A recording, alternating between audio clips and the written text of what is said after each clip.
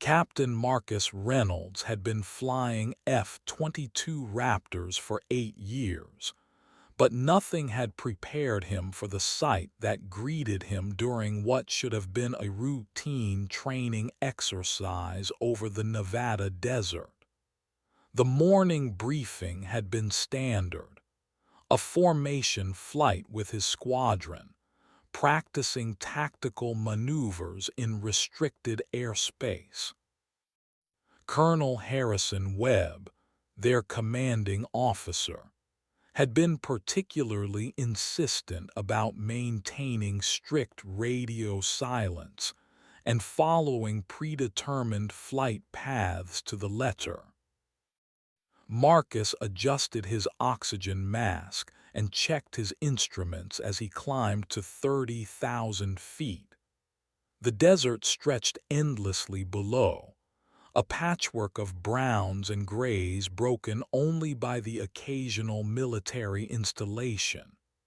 His wingman, Lieutenant David Chen, maintained perfect position off his starboard wing, while Captain Lisa Martinez held the left flank.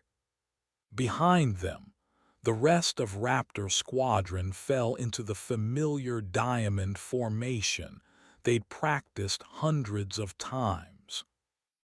The exercise was part of a larger training operation involving multiple air wings, designed to test coordination and communication protocols. Marcus had participated in dozens of similar exercises, but something felt different today. Colonel Webb's pre-flight instructions had been unusually specific, almost paranoid in their attention to detail. He'd emphasized the importance of avoiding certain grid coordinates and maintaining absolute adherence to their assigned flight corridor. As they approached the first waypoint, Marcus noticed something on his radar that shouldn't have been there. A single aircraft, flying alone at low altitude, moving in an erratic pattern that suggested either mechanical failure or pilot distress. The signature was faint, barely registering on his advanced detection systems, but unmistakably present. He keyed his radio to report the contact, then remembered Webb's strict orders about radio silence. The unknown aircraft appeared to be heading toward a restricted military zone, one that Marcus knew contained sensitive testing facilities. Protocol dictated that any unauthorized aircraft in the area should be intercepted and escorted away. But Webb's briefing had made it clear that the squadron was to avoid any deviation from their planned route. Marcus found himself caught between conflicting duties. His training told him to investigate, but his orders explicitly forbade it. Lieutenant Chen's voice crackled through his headset, barely audible over the encrypted channel. "Lead, you seeing this contact bearing 270?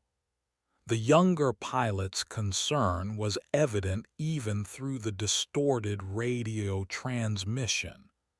Chen had spotted it too, which meant the aircraft was definitely real and potentially in serious trouble. Marcus made a decision that would change everything.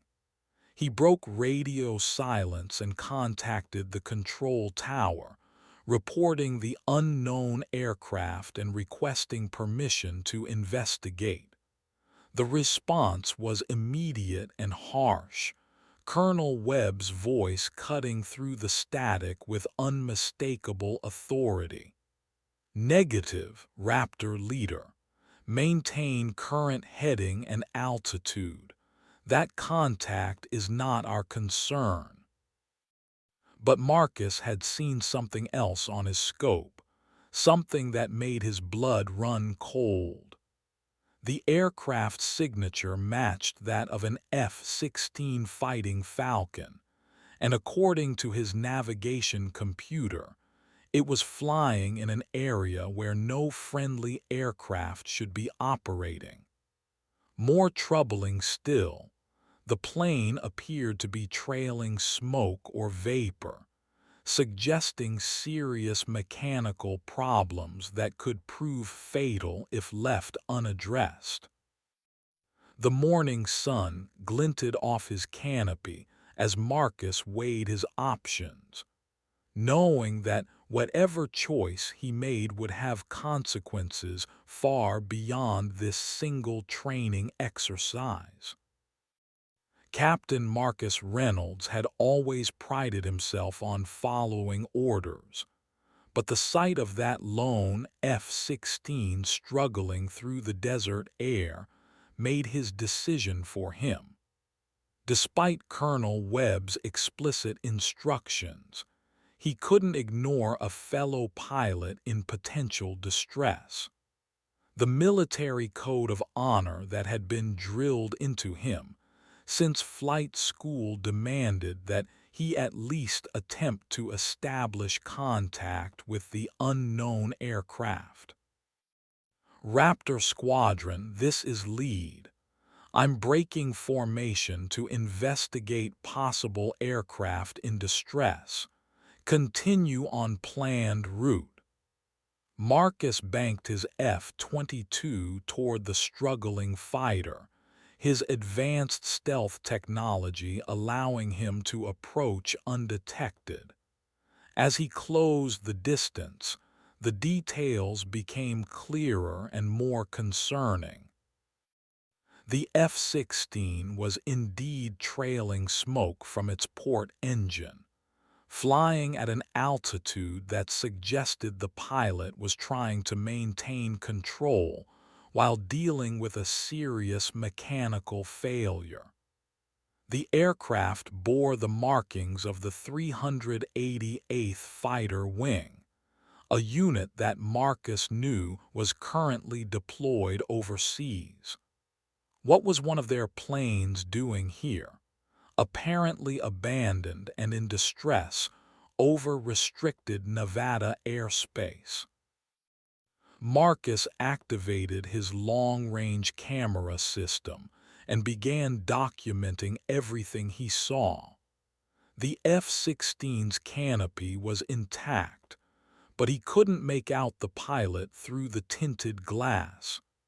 The aircraft's flight pattern was becoming increasingly erratic, suggesting that whatever was wrong was getting worse. Time was running out for whoever was flying that plane. He switched to the emergency frequency and transmitted a standard distress call response. Unknown aircraft at grid reference 77 Alpha Charlie. This is Air Force Raptor 11. Please identify yourself and state your emergency status. The response was immediate and desperate, a voice Marcus didn't recognize, clearly struggling with both fear and physical distress. Raptor 11, this is Captain Tony Rodriguez, call sign Viper 27. I've been flying for 6 hours trying to find friendly territory. My navigation systems are down, fuel is critically low, and I'm losing engine power. I need immediate assistance for emergency landing. Marcus felt his heart rate spike. 6 hours of flight time meant this pilot had been airborne since before dawn, probably dealing with these mechanical failures for most of that time. But what really concerned him was Rodriguez's claim about trying to find friendly territory. That suggested he'd been flying from somewhere far from any known Air Force installation. Viper 27, what's your point of origin? We need to get you to the nearest suitable airfield immediately. Marcus was already calculating distances to various military bases, trying to determine the best option for an emergency landing. Nellie's Air Force Base was closest, but there were several smaller installations that might be more accessible. Rodriguez's response chilled him to the bone. Raptor 11, I took off from a classified facility approximately 300 miles southwest of here. I was told to maintain radio silence and follow specific coordinates, but my navigation failed 2 hours into the flight. I've been flying blind ever since, trying to find any recognizable landmark or friendly radio contact. A classified facility 300 miles southwest would put Rodriguez's point of origin somewhere in the middle of nowhere, in an area Marcus knew contained several black sites and experimental testing facilities. The kind of places that officially didn't exist and where questions weren't supposed to be asked. But none of that mattered now. A fellow pilot was in immediate danger and needed help. Marcus was about to respond when Colonel Webb's voice exploded through his headset, filled with rage and authority. Raptor 11, you are in direct violation of orders. Break contact immediately and return to formation. That is a direct command. The colonel's tone made it clear that Marcus was already in serious trouble, but he couldn't abandon Rodriguez now. Colonel, we have a pilot in distress with critical fuel and engine problems. I'm going to escort him to Nellie's for emergency landing. Marcus kept his voice professional despite the tension building in his chest. He knew he was crossing a line, but his conscience wouldn't allow him to fly away from someone who needed help. Negative, Raptor 11. You will break contact now or face court-martial proceedings. That aircraft is not your concern. Webb's words carried the weight of absolute authority, but they also carried something else, a hint of desperation that suggested the colonel knew more about Rodriguez's situation than he was letting on. Marcus realized he'd stumbled into something much bigger than a simple training exercise. The decision Marcus made in that moment would haunt him for months to come, but he made it anyway. Copy that, Colonel. I'm escorting Viper 27 to Nellie's. Raptor 11 out. He switched off his command frequency and focused entirely on helping Rodriguez navigate to safety, knowing that his career might be over before they even touched down. As Marcus guided the struggling F-16 toward Nellie's Air Force Base, Captain Rodriguez's story became increasingly disturbing. The pilot explained that he'd been temporarily assigned to a special operations unit conducting classified testing in the Nevada desert. The mission parameters had been vague, and Rodriguez had been told only that he was to ferry his aircraft to a remote facility and await further instructions. They had me fly to this place that's not on any map I've ever seen, Rodriguez explained over the radio, his voice strained from hours of fighting with failing systems. Just coordinates in the middle of nowhere. When I got there, it was like something out of a science fiction movie. Underground hangars, equipment I didn't recognize, personnel in civilian clothes who wouldn't identify themselves. Marcus felt a chill as he listened to Rodriguez's account. The military was known for its black projects and classified facilities, but something about this situation felt wrong.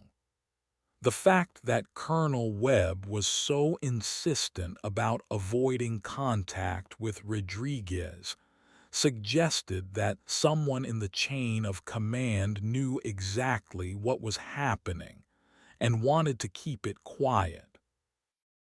"How long were you on the ground at this facility?" Marcus asked, while simultaneously monitoring Rodriguez's fuel levels and engine performance. They were still 20 minutes out from Nellie's, and it was going to be close. "About 18 hours. They had me in a briefing room most of that time, showing me technical specifications for modifications they wanted to make to my aircraft. Things that didn't make sense, additional fuel systems, modified avionics, communication equipment that I'd never seen before. When I asked questions, they told me it was above my security clearance. The implications were staggering. If Rodriguez was telling the truth, someone was conducting unauthorized modifications to military aircraft at a facility that wasn't supposed to exist. Marcus had heard rumors about such operations, black budget programs that operated outside normal military oversight, funded by money that didn't appear in any official budget. "Did they actually modify your plane?" Marcus asked, though he suspected he already knew the answer. The unusual flight characteristics he'd observed, the navigation failures, the engine problems, all of it pointed to systems that had been tampered with by people who didn't fully understand what they were doing. They said they were just installing diagnostic equipment, but I could tell they'd done more than that. My fuel consumption was all wrong. The engine response was different, and my communication systems kept dropping out. When I tried to contact my home base this morning, I couldn't get through to anyone. It's like they've isolated me from the entire Air Force command structure." Marcus was beginning to understand why Colonel Webb was so desperate to prevent this contact. If Rodriguez's story was true, then there was a rogue operation running somewhere in the Nevada desert, one that was conducting unauthorized experiments on military personnel and equipment. The kind of operation that would be shut down immediately if it came to light, and would probably result in criminal charges for everyone involved. Viper 27, I need you to document everything you can remember about this facility. Locations, personnel, equipment, anything that might help identify who's running this operation. We're going to need evidence when we get back to base." Rodriguez's response was immediate and grateful. "Already on it, Raptor 11. I started keeping notes as soon as things started feeling wrong. I've got names, descriptions, even some photographs I took when they weren't looking. If someone's running an illegal operation out there, they're going to answer for it." Marcus felt a surge of admiration for Rodriguez's presence of mind. Despite being in a life-threatening situation, the pilot had had the foresight to gather evidence of potential wrongdoing. That kind of thinking would be crucial in the investigation that was sure to follow. But first, they had to get Rodriguez safely on the ground. The F-16's engine was continuing to deteriorate, and Marcus could see vapor trailing from multiple systems now. Whatever modifications had been made to the aircraft, they were systematically failing, turning Rodriguez's plane into a flying death trap. Nelly's approach control. This is Raptor 11 with emergency aircraft requiring immediate landing clearance. I have an F-16 with multiple system failures, critical fuel state, and engine problems. Request priority handling and emergency services standing by.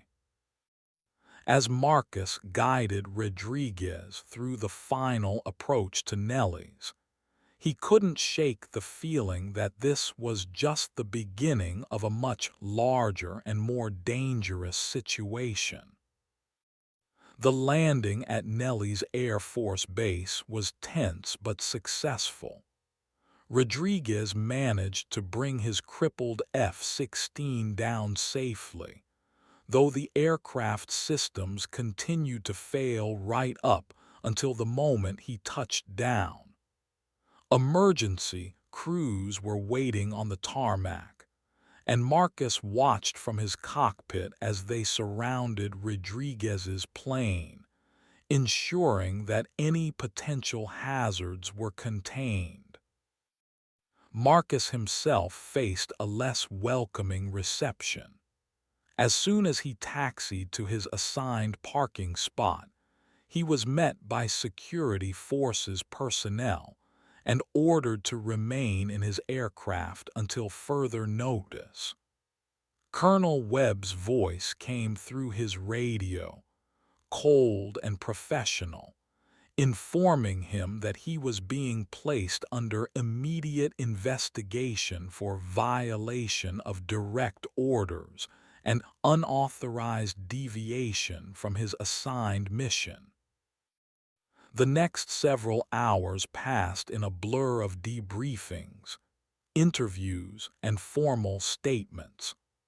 Marcus found himself in a sterile conference room at Nelly's, facing a panel of senior officers who seemed more interested in containing the situation than in understanding what had actually happened. They questioned him repeatedly about his decision to break formation and assist Rodriguez, treating his actions as insubordination rather than a legitimate rescue operation. "Captain Reynolds, you were given explicit orders to maintain radio silence and follow your assigned flight path. Your decision to ignore those orders has created a significant security breach and compromised classified operations." The investigating officer, a stern-faced colonel named Patricia Holmes, spoke with the authority of someone who was used to being obeyed without question. Marcus maintained his composure, though he was growing increasingly frustrated with the proceedings. "Ma'am, I observed an aircraft in distress with a pilot who was clearly in danger.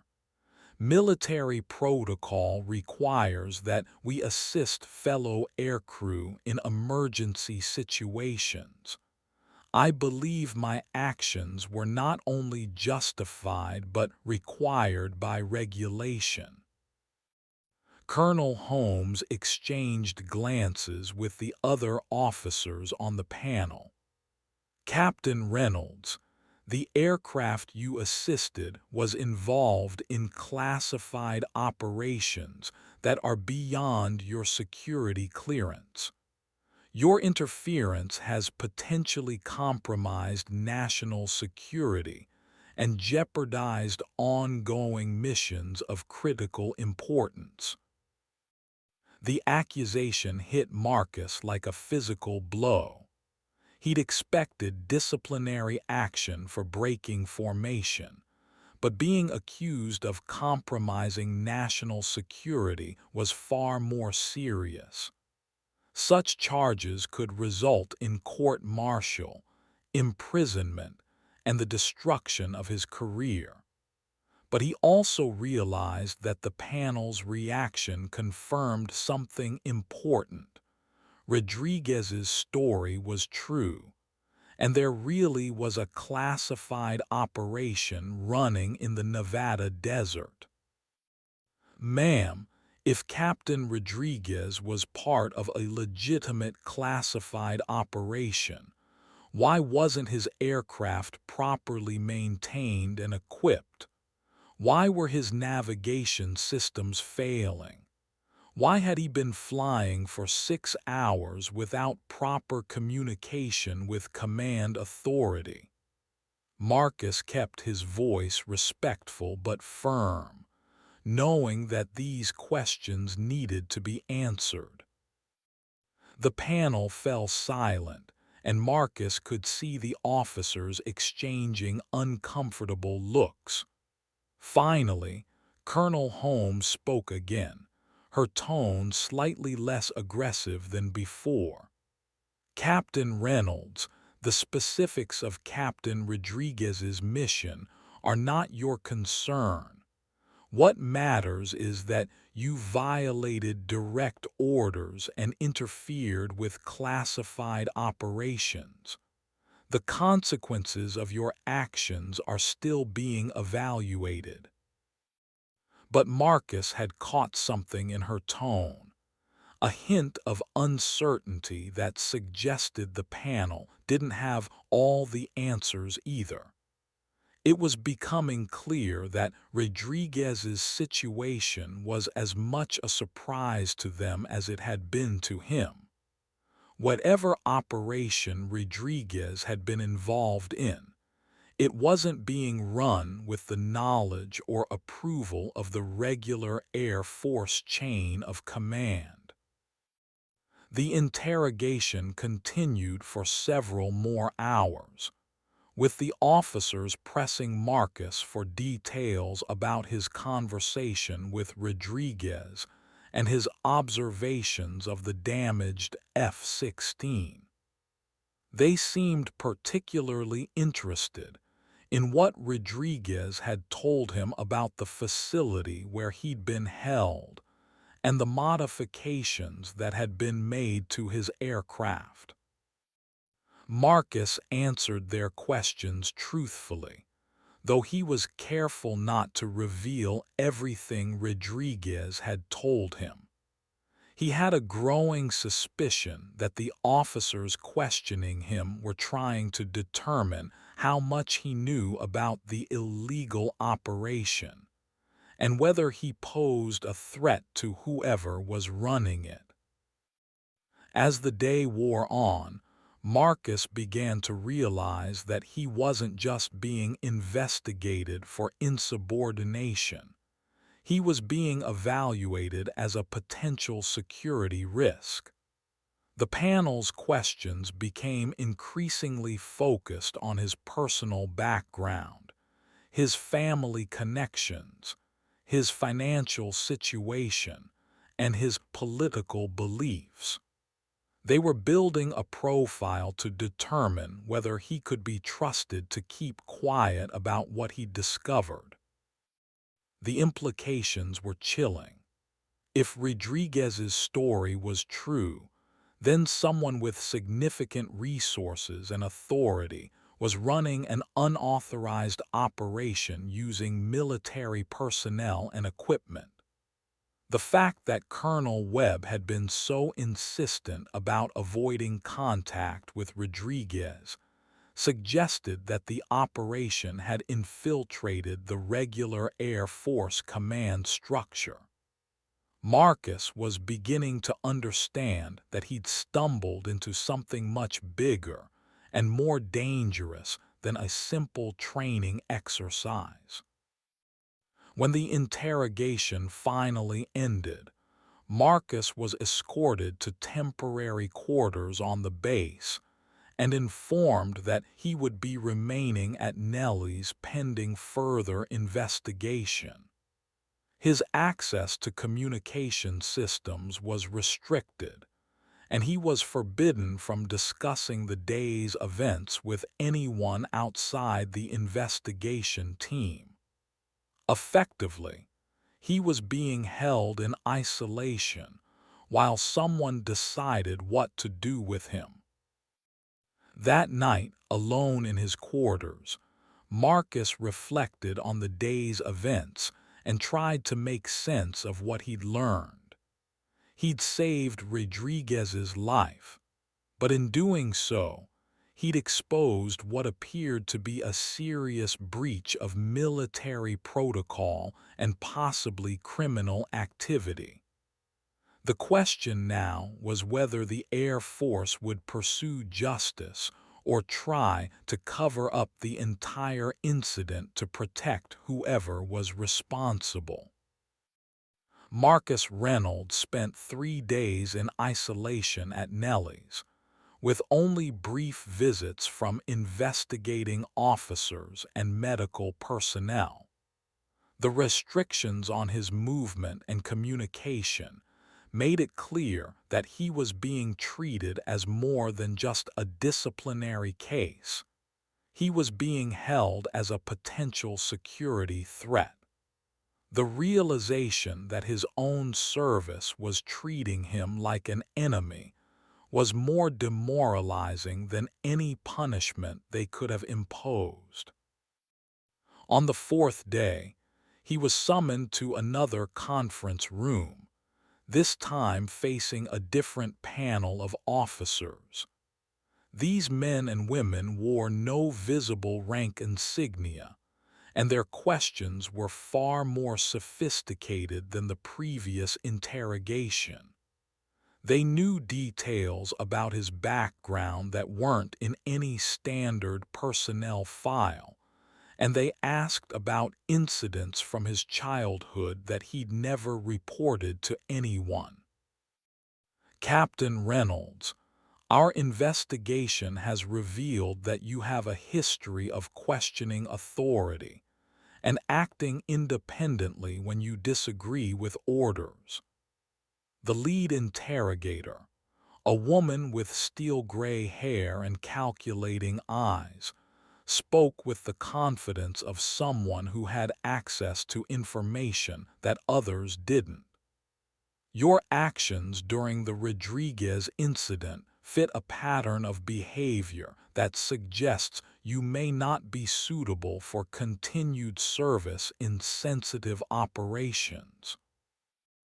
Marcus felt a chill as he realized the implications of her words.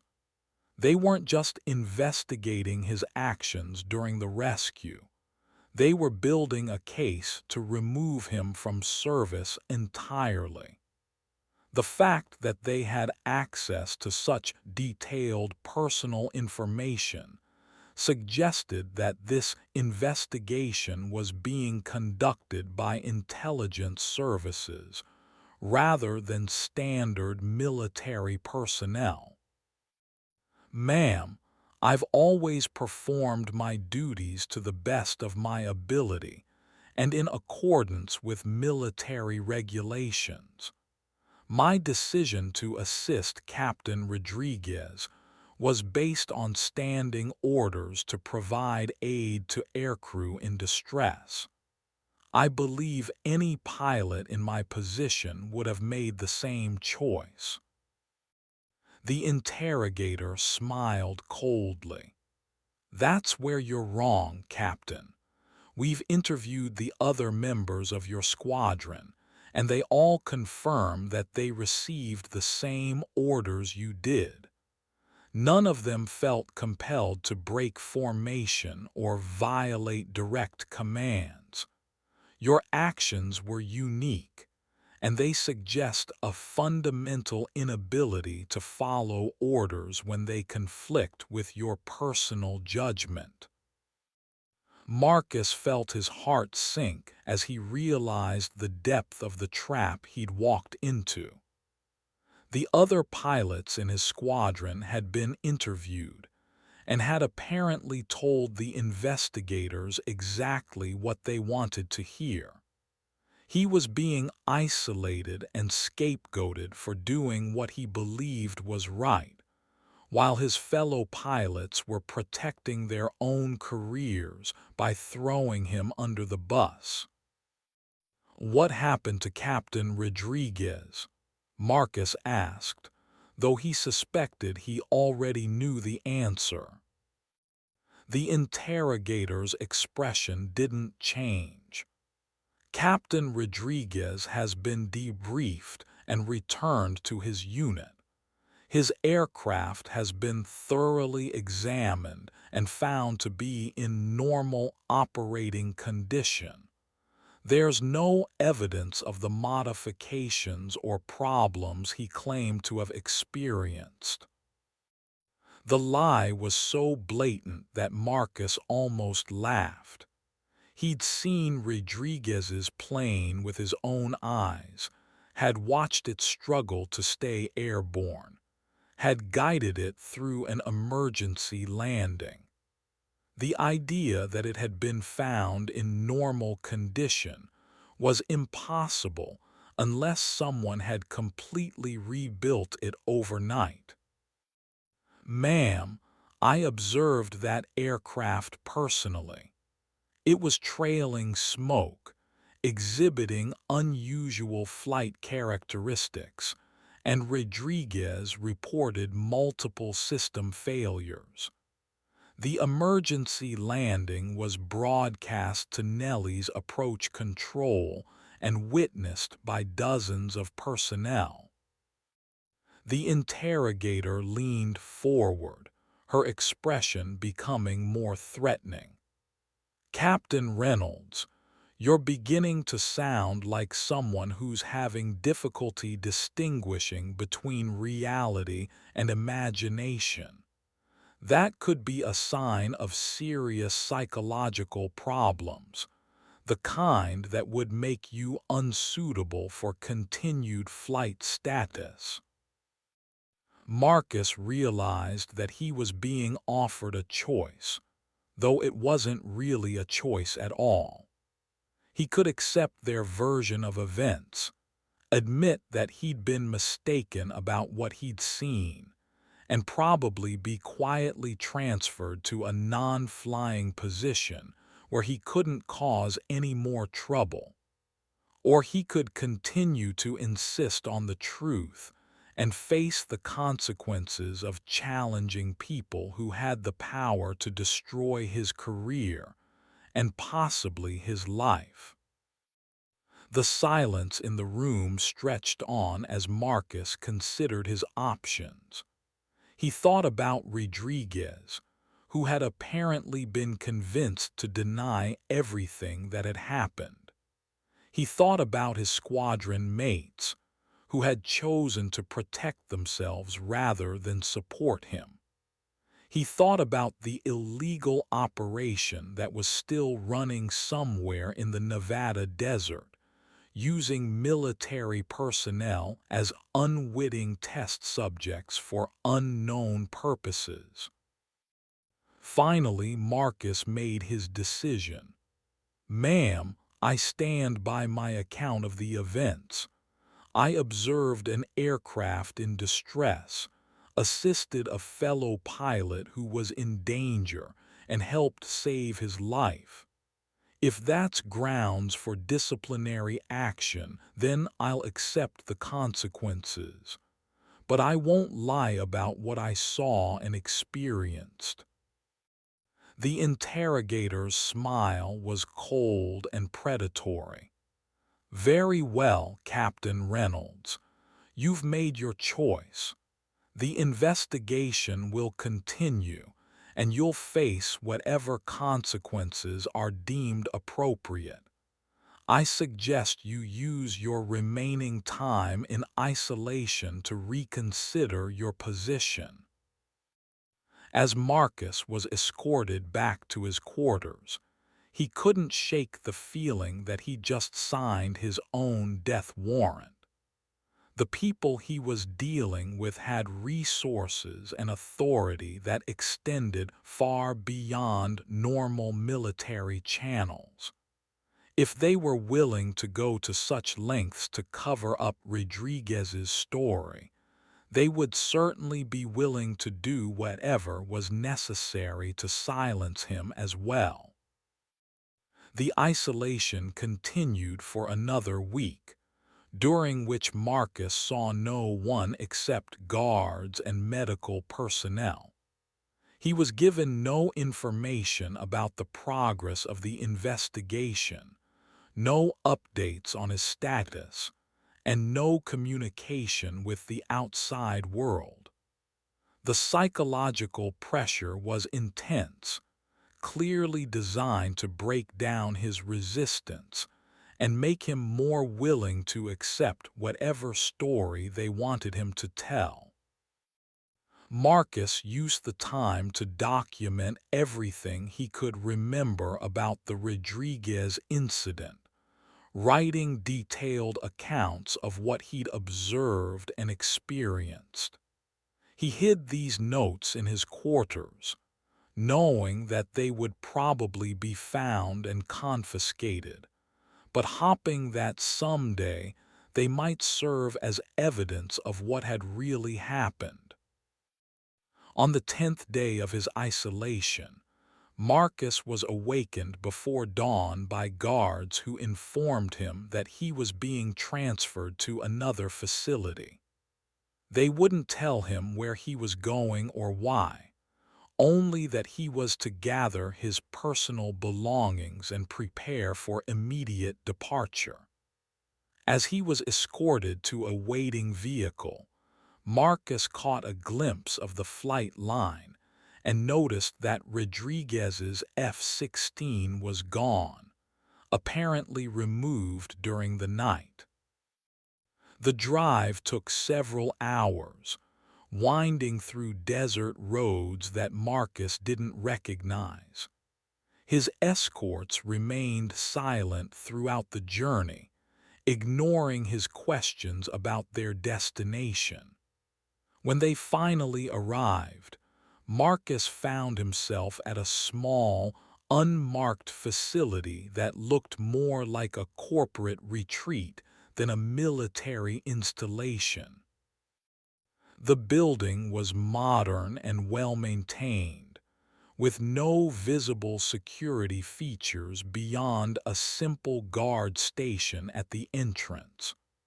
But Marcus had learned enough about classified facilities to recognize the signs of a black site, the kind of place where people could be held indefinitely without any official record of their presence.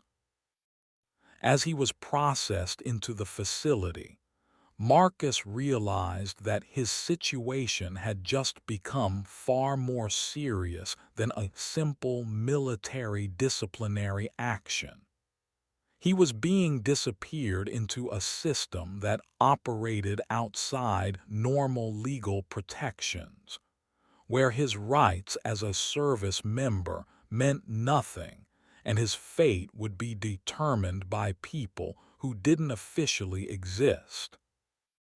The facility's interior was surprisingly comfortable, with well-appointed rooms and common areas that looked more like a high-end hotel than a detention center. But Marcus wasn't fooled by the pleasant surroundings. He knew that the real purpose of the place was to isolate him from the outside world and break down his resistance through psychological manipulation rather than physical coercion. He was assigned to a suite of rooms that included a bedroom, sitting area, and private bathroom.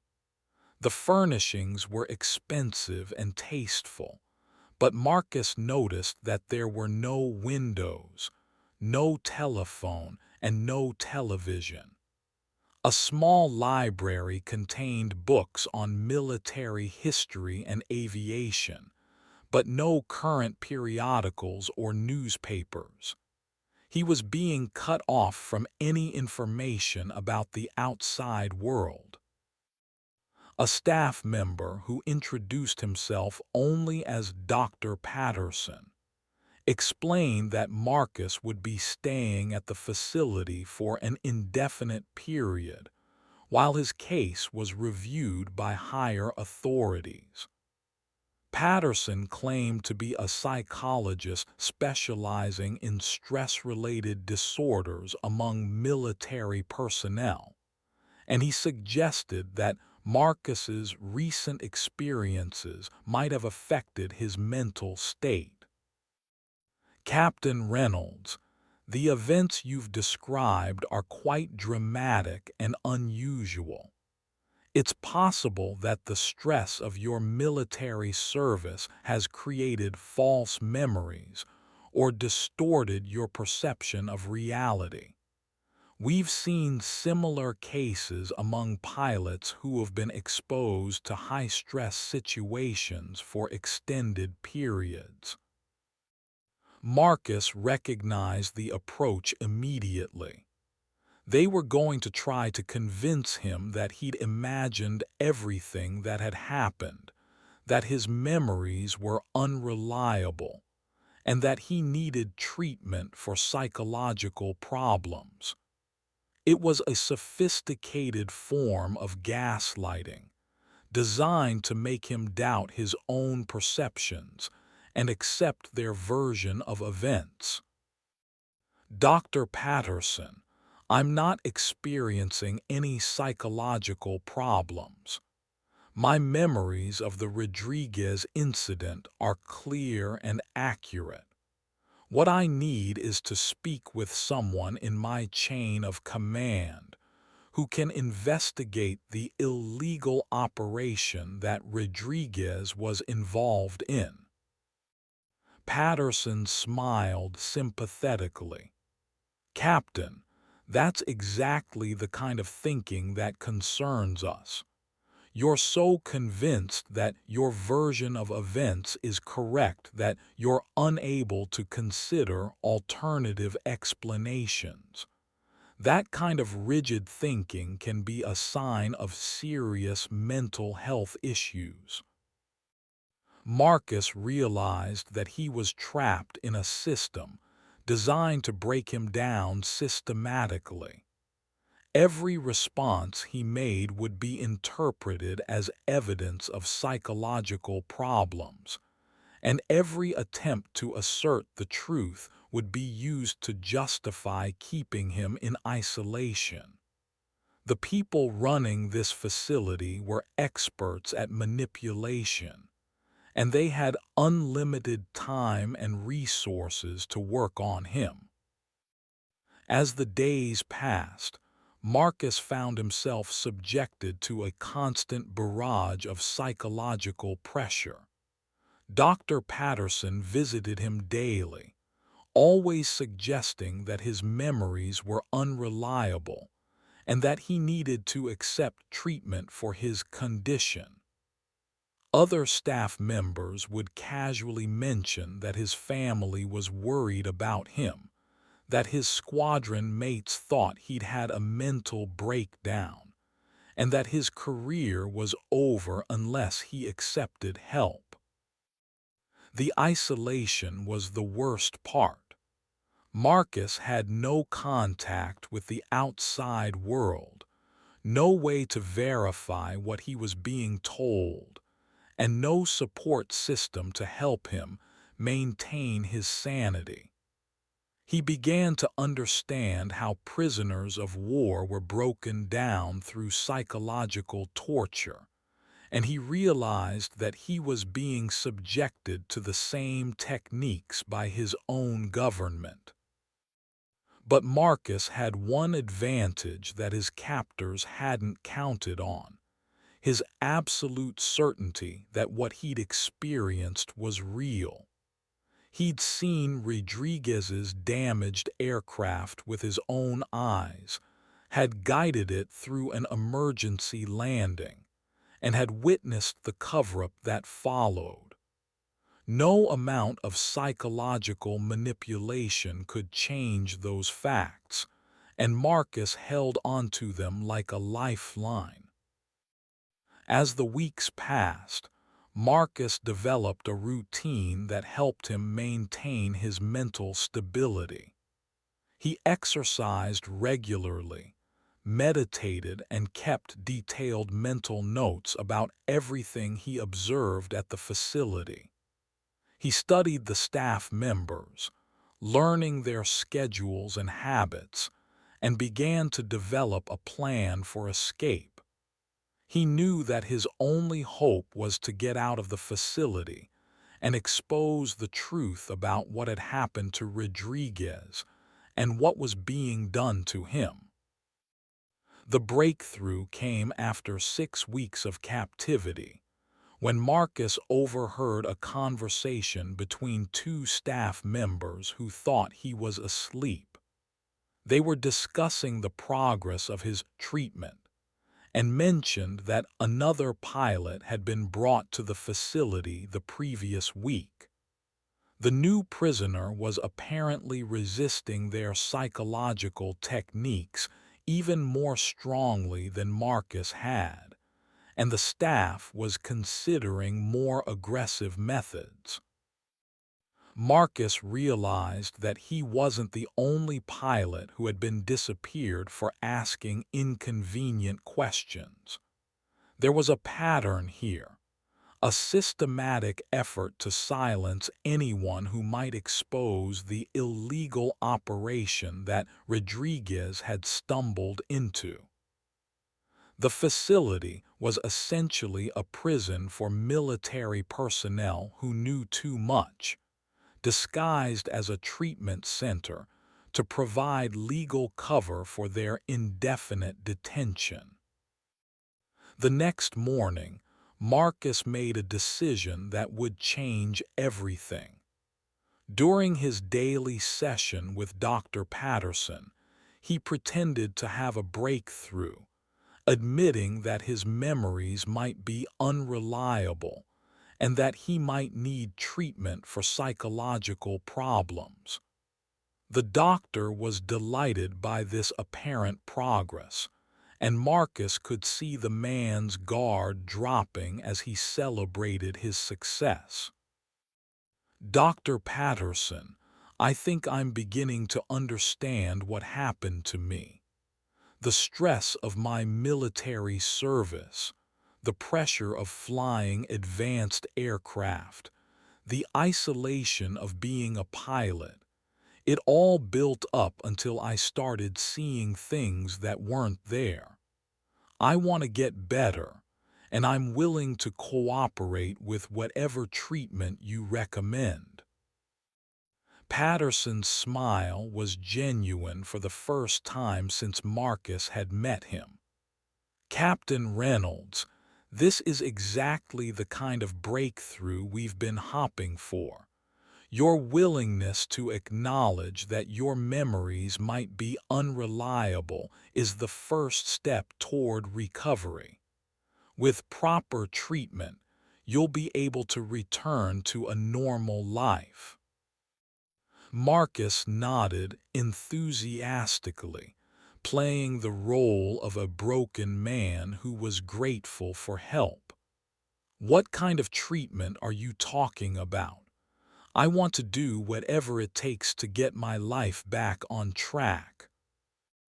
Patterson explained that the next phase of treatment would involve medication to help stabilize Marcus's mental state, followed by intensive therapy to help him develop new coping mechanisms. The medication would be administered gradually, starting with mild doses and increasing as his condition improved. Marcus realized that they were planning to drug him into compliance, probably with powerful psychiatric medications that would make him docile and compliant. "Doctor, I appreciate everything you're doing for me, but I have one request. I'd like to speak with my family before we start the medication phase. I want to apologize for the worry I've caused them and let them know that I'm getting help." Patterson considered the request for a moment, then nodded. "I think that's a reasonable request, Captain. Contact with supportive family members can be an important part of the recovery process. I'll arrange for you to make a supervised phone call this afternoon." Marcus felt a surge of hope. If he could make contact with the outside world, even under supervision, he might be able to get a message out about his situation. He spent the rest of the morning planning what he would say, knowing that he would have only one chance to communicate his predicament without alerting his captors to his real intentions. The phone call that afternoon would be the beginning of Marcus's escape from the facility and his quest to expose the truth about the illegal operation that had cost Rodriguez his freedom and threatened to destroy both their lives. The phone call was scheduled for 2:00 p.m., and Marcus spent the morning preparing for what might be his only chance to communicate with the outside world. He knew that Dr. Patterson would be monitoring the conversation, so he had to find a way to convey his situation without alerting his captors to his real intentions. When the time came, Marcus was escorted to a small office where Patterson waited with a telephone. The doctor explained that the call would be limited to 15 minutes and that he would need to interrupt if the conversation became too emotional or if Marcus began discussing his condition in ways that might be harmful to his recovery. Marcus dialed his sister Jennifer's number, praying that she would be home and able to answer. Jennifer was a lawyer who specialized in military law, and she would understand the implications of what he was telling her better than anyone else in his family. "Jenny, it's Marcus. I'm calling from a treatment facility where I'm getting help for some stress-related problems I've been having." He kept his voice calm and measured, knowing that Patterson was listening to every word. "Marcus, thank God you're okay. We've been worried sick about you. The Air Force told us you were receiving treatment for exhaustion and stress, but they wouldn't tell us where you were or when you'd be able to come home." Marcus felt a chill as he realized that his disappearance had been explained to his family as a routine medical treatment. The Air Force had covered their tracks perfectly, ensuring that his family wouldn't ask uncomfortable questions about his whereabouts. "Jenny, I need you to know that I'm doing well and that the treatment is helping. I've been thinking a lot about that camping trip we took when we were kids, the one where we got lost in the woods near Grandpa's old hunting cabin. Do you remember how we found our way back? There was a pause on the other end of the line, and Marcus could hear the confusion in his sister's voice. Marcus, we never took a camping trip like that. Grandpa never had a hunting cabin. Are you feeling all right? Marcus had hoped that Jennifer would recognize the fabricated story as a code, but she was taking it literally. He needed to be more direct without alerting Patterson to what he was doing. Jenny, I know this sounds strange, but I need you to trust me. I'm not where I'm supposed to be, and I need help. Can you remember the name of that military law professor you had in law school? The one who specialized in cases involving whistleblowers and military personnel who reported illegal activities. This time Jennifer's voice became more alert. Marcus, are you in some kind of trouble? You're not making a lot of sense. Dr. Patterson leaned forward, his expression becoming concerned. Captain Reynolds, you're becoming agitated. Perhaps we should end the call here. Marcus knew he was running out of time. Jenny, I need you to contact Colonel James Mitchell at the Pentagon. Tell him that Captain Marcus Reynolds needs to speak with him about a classified matter involving unauthorized aircraft modifications and pilot safety. Tell him it's about the Raptor incident in Nevada. Patterson immediately reached for the phone, but Marcus continued talking as quickly as he could. Jenny, this is important. I'm being held at a facility that's not officially acknowledged. I need you to hire a lawyer who specializes in habeas corpus cases and military law. Don't trust anything the Air Force tells you about my condition or my location. Patterson disconnected the call, his expression no longer friendly. Captain Reynolds, you've just demonstrated exactly why you need continued treatment. Your paranoid delusions are clearly more serious than we initially thought. Marcus felt a surge of despair as he realized that his attempt to communicate with the outside world had been cut short.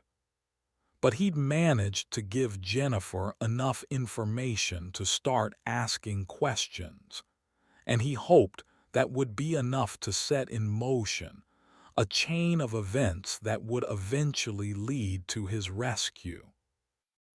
Dr. Patterson, I'm sorry if I seemed confused during that call. The stress of being away from my family is affecting my judgment. I want to cooperate with the treatment, but I need to know that my family understands what's happening to me. Patterson studied Marcus carefully, as if trying to determine whether his apparent cooperation was genuine. Captain Reynolds, your behavior during that phone call suggests that your condition is more serious than we initially believed. I'm afraid we'll need to accelerate your treatment schedule and begin medication immediately. Marcus realized that his partial deception had backfired. By pretending to cooperate while secretly trying to communicate with the outside world, He'd given Patterson reason to believe that he was becoming more unstable rather than less. The doctor was now viewing him as a more serious threat, which meant that his conditions of